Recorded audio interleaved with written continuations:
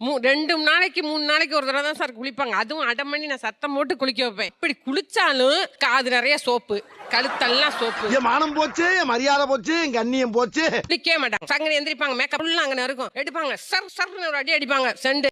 என்னம்மா நீங்க இப்படி பண்றீங்களாமா? ஏய் என்ன குளிச்சிருக்க நீ, சோப்பு இப்படி எல்லாம் வந்திருக்கு. விடுமா, துணி எடுப்பாங்க, அப்படியே தொடச்சுக்குவாங்க. சாத தேய்ச்சா குளிக்கிறது இல்ல சார், நிறைய அழுக்கு. அரசியல்ல இதெல்லாம் சாதாரணமாப்பா. அழுக்கு இருந்து என்ன செய்யறதுன்னா அந்த தோடே இத்து போச்சு. இத்து போய் என்ன செஞ்சுன்னா உடஞ்சே போச்சு அந்த தோடு. இவ்வளவு பெரிய சோம்பேறி சார் அது. நீ பழச்சுக்கோடா, நீ பழச்சுக்கோ. நான் நடக்கிறதுக்கே ஃபர்ஸ்ட் சோம்பேறிப்படுவேன் சார். இதனால நான் காலேஜ் வந்து ஃபைன் கட்டி தான் எக்ஸாம் எழுதினேன். ஏன்னா எனக்கு அட்டெண்டன்ஸே இல்ல.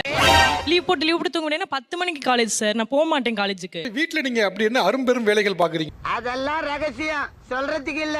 ஒன்னும் பண்ண மாட்டேன் சார், அப்படியே ஜாலியா படுத்துட்டே இருப்பேன். படுத்துட்டு போன் பார்த்துட்டே இருப்பேன். ரீல்ஸ் அதிகமா பார்ப்பேன் சார்.